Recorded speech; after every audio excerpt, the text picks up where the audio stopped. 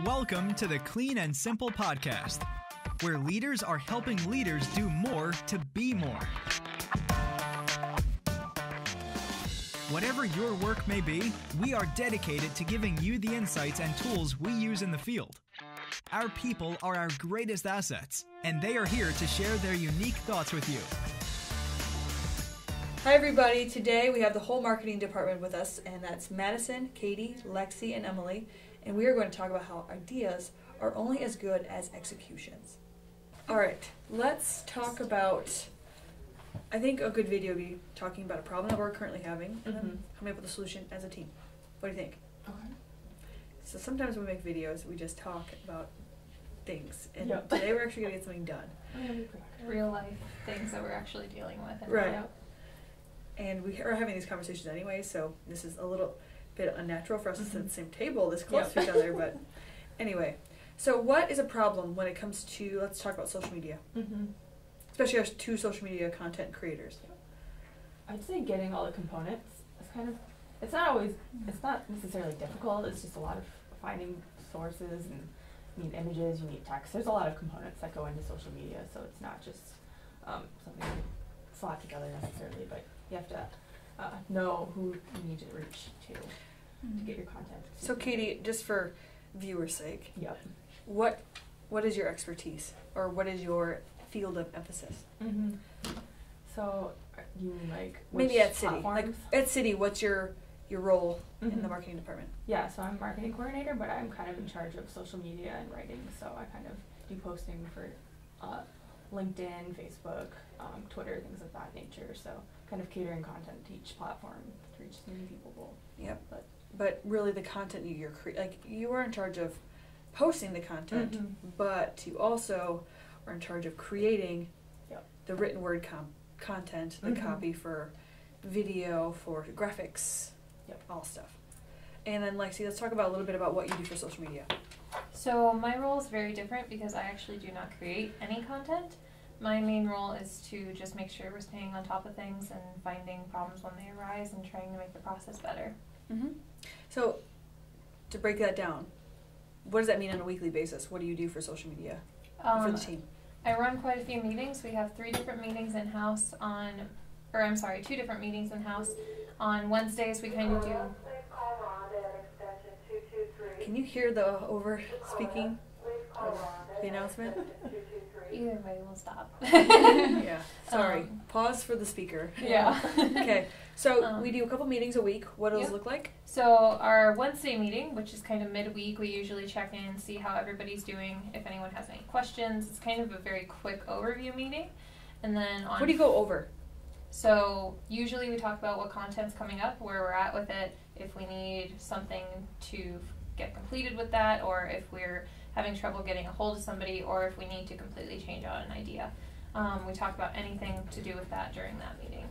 I also think right now we're really doing a lot of first aid focus, but he's a new rep, so it's kind of hard to get on. He's trying to understand his role, and then here we are attacking him for information, and he might not have that information, so I think we got too excited to start promoting our new first aid facility service manager, but really I think it's made sense to just say, okay, we need to slow down for his sake. So let people adjust. Right. When you say a lot of components, I just think we have a lot of real people to deal with. If we were dealing with robots, we would. Yeah. So I think that's something that most people don't put into play. Is like, oh, we'll just post content. But the best content is getting feedback from everybody, putting it together into some beautiful symphony, and posting it consistently. That's hard. So, sorry I took away some of your thunder, you're good. but what else do you do for social media? I was thinking it actually might make more sense to start what we do on Monday. So on Monday we don't necessarily have a meeting, but I gather up what needs to be done that week and let everybody know that as a content creator what we need from them that week and what is expected from them. Give me some examples of, this is an email, right? Yes. It's an email, so what does that email consist of? It's ever changing because since we are adding new people to our content creation division, everybody learns differently and sees things differently, so it is ever evolving. But mostly it shows where we should be with a project, at what stage, whether that be we're gathering content, making a first draft, whatever it might be, and then it shows where we actually are. So that way we kind of know if we're behind, ahead, right on top of it. Everybody always knows where they stand. Okay, so Monday is kind of a email status report. Yep, kind of letting everybody know what they need to do for the week. Wednesday. Then on Wednesday we check in, see where we're getting, if we need to adjust anything, what was completed in those 2 days, and also any questions that anybody might have for content that's coming up in the next few weeks. Friday. And then our Friday meeting, we have a content review day. So any content that was made that week, we sit down together and review it on Friday during one meeting. That way it's all just quick, simple, and easy. And I think it's good to note the reason why we started doing this is because, let's look at Madison. Madison video, I guess I'll let you jump in after I finish a little bit because we're going to get there. Just video, as we were watching video, and then I was reviewing it, then Katie was reviewing it, then Madison's friend Lexi was reviewing it, and it was just like constant. So we're trying to be a little more efficient with our time. So video especially, because you have some videos that are, I remember the first one was like an hour and a half long. So let's talk about your role in City and how you help social media and what is the biggest problem that you see. So I'm City's videographer. I am opposite of Lexi. I only do content creation, and even a little opposite of Katie, I only do video. So Katie's in charge of getting everything posted, people tagged, everything's like that. I am just strictly video all the time. So When we say video, what does that mean? video is anything that we're posting on social media that... But I'm trying to get you to Yeah, say, like, I'm you don't, like, yeah, Katie does. Moving images. video, like, people know what video is. Well, Katie does multiple things, but you do video filming and editing. Yep. So that's in a way you have two very so different I'm things. in production and post-production. I handle all of that. Katie only touches video as far as getting it uploaded onto certain social media platforms such as LinkedIn, and the rest we handle through Buffer, and then that goes with the rest of our social media channels that way. But I think, and you also schedule your weeks. We don't do that for you. Right. So it's up to you to go out. You know what content we need.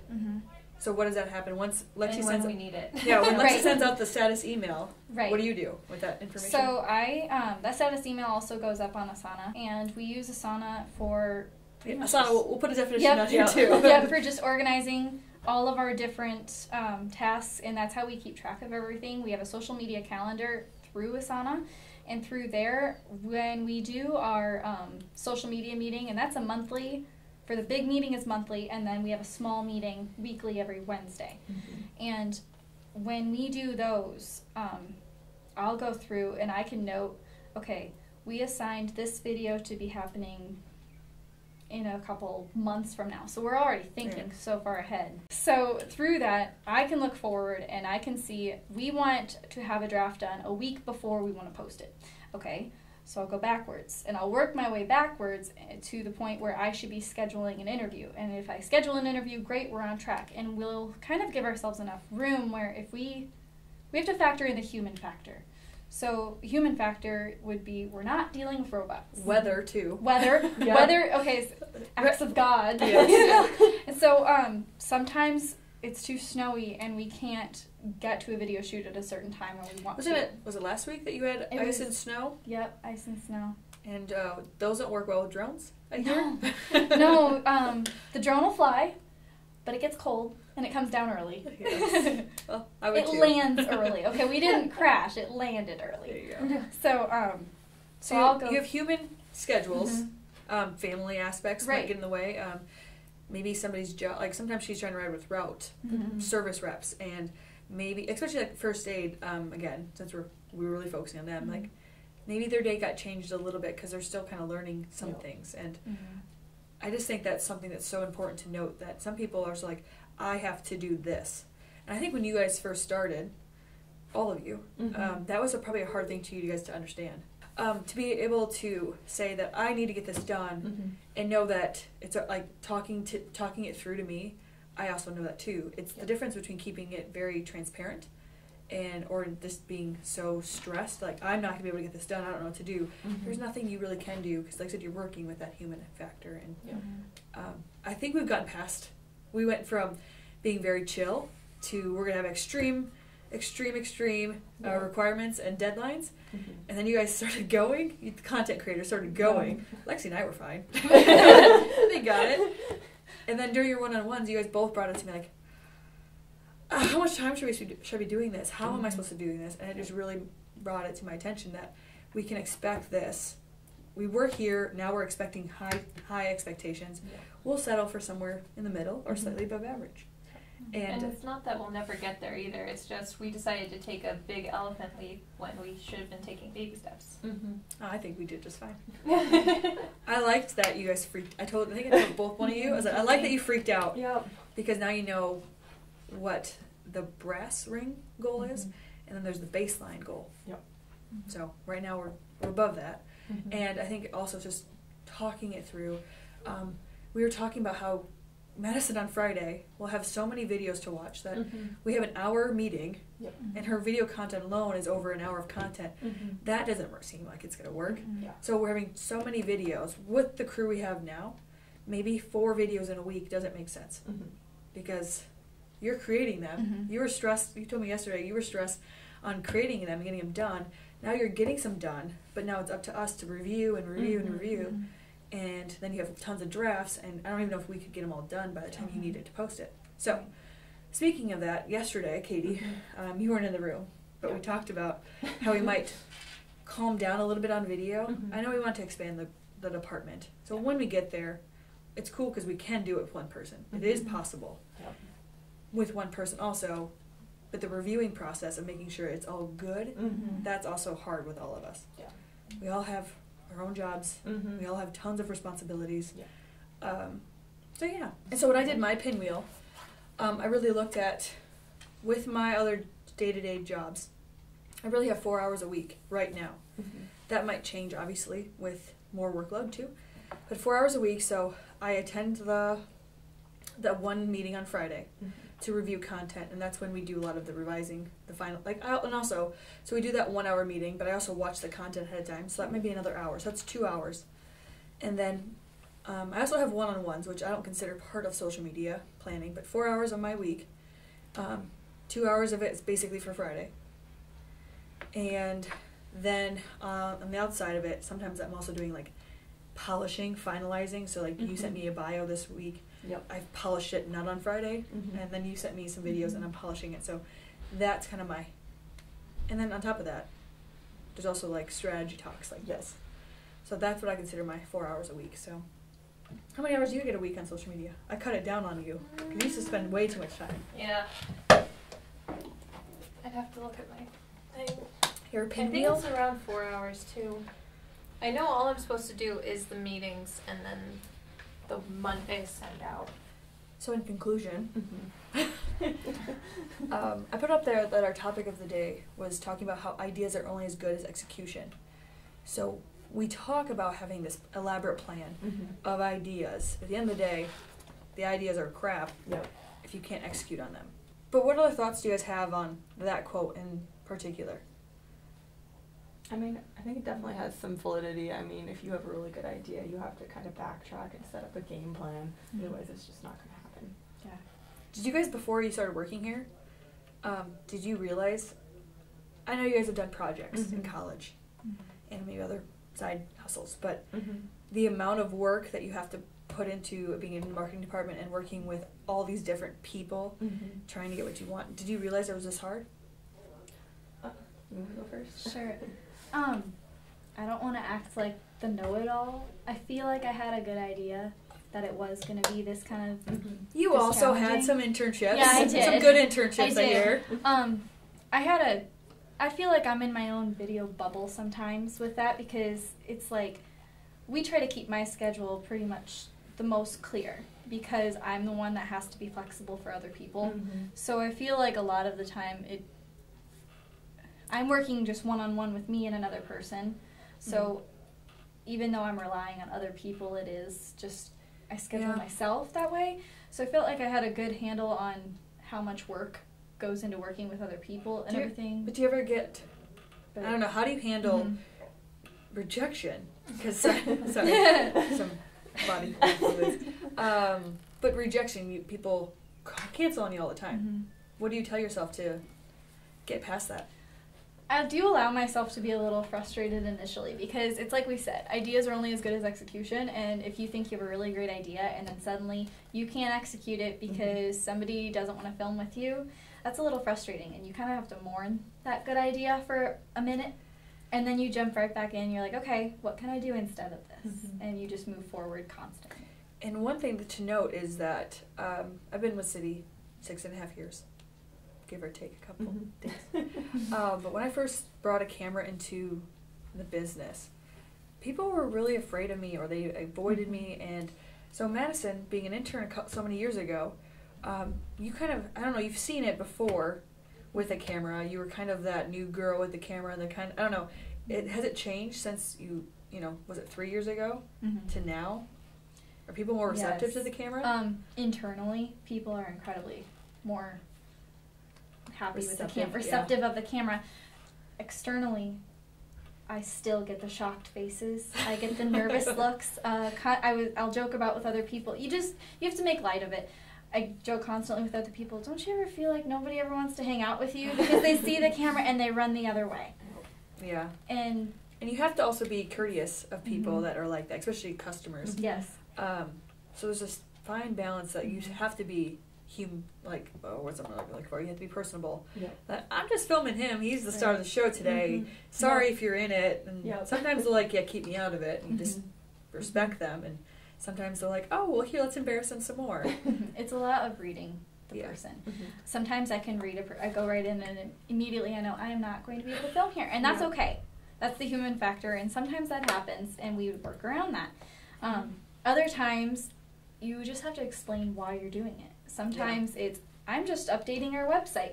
Well, that's a digestible explanation to a lot of people. People understand websites now. They understand why you might be filming, and that makes more sense. Now, if I tell somebody I'm filming a vlog, they'll kind of look at me funny, like, okay. Yeah.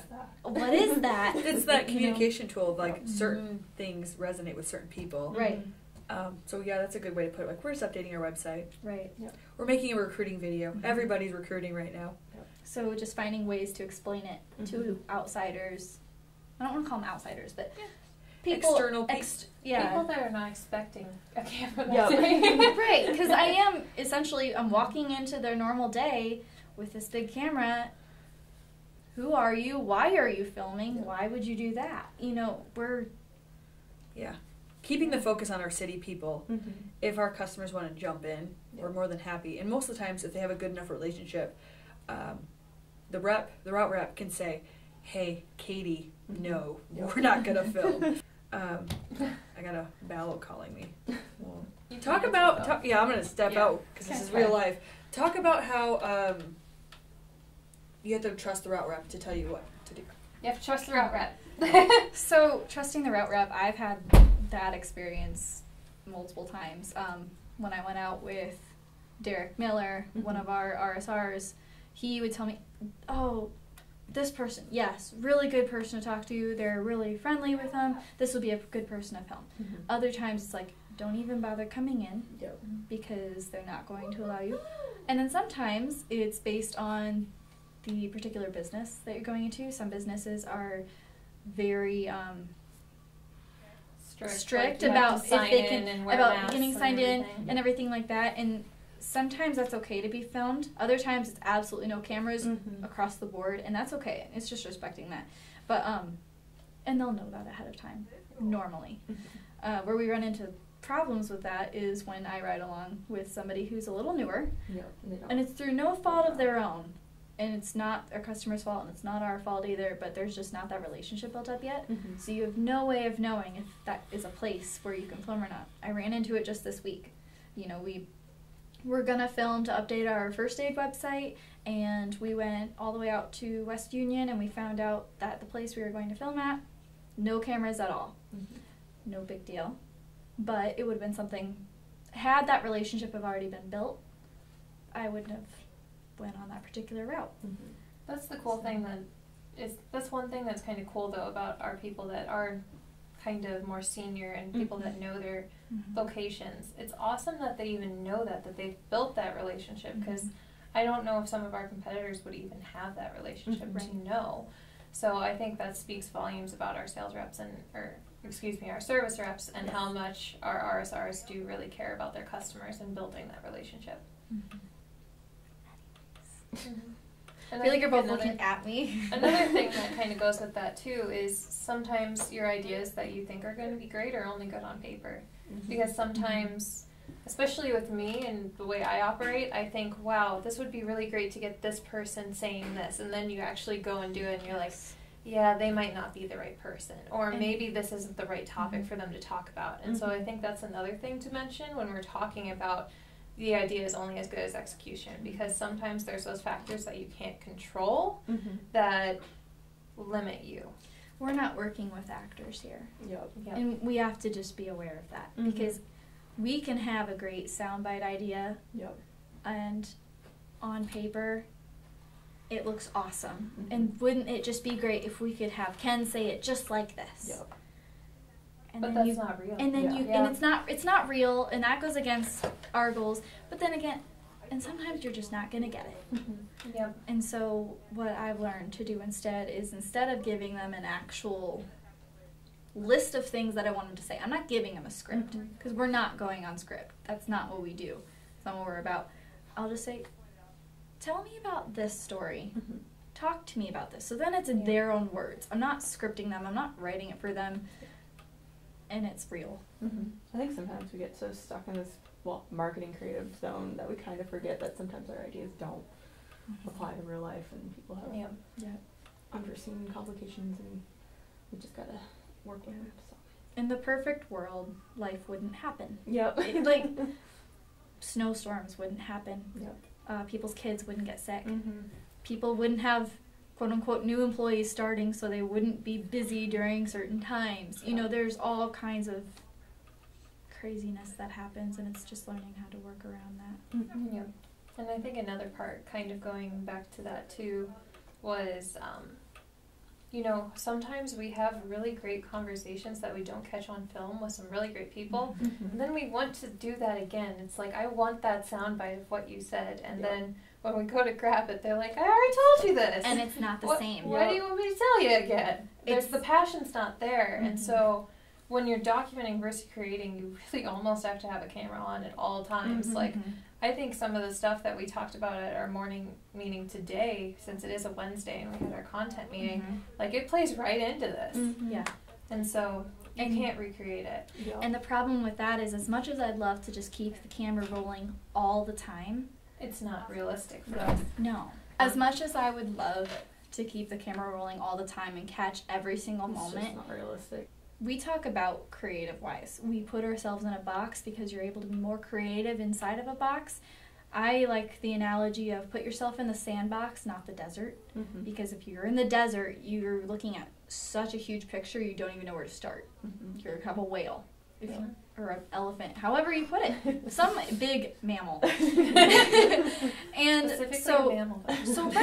So if I'm filming all the time, I'm putting myself in an editing desert by being choosy with what I do film, and I still film a huge portion of the time. You know, I feel like I keep the camera rolling as best as I can. Even so, I make sure I'm putting myself in that sandbox. What'd I miss? Sandbox. Sandbox. Sandbox instead of the desert. We talked about not being able to recreate moments, and how sometimes we have great moments that aren't on camera, and that's why whenever we walk in this door, Madison has stealth mode. And that's why we're not rolling all the time either, because it's not realistic to roll all the time. It's putting myself in an editing desert, I said, instead of a sandbox. So in conclusion, ideas are only as good as execution, and there's a lot of components, as Katie said, that get in the way of the end result. And as Lexi said, we have meetings so we can shift that around, because we don't get frustrated when people say no.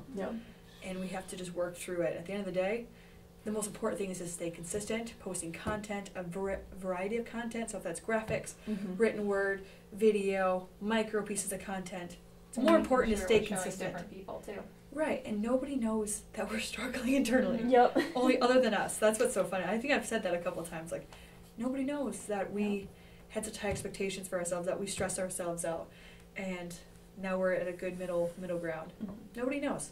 So if we can hopefully work with each other and be okay with that, we still want to get better. I think that's why we stress ourselves out.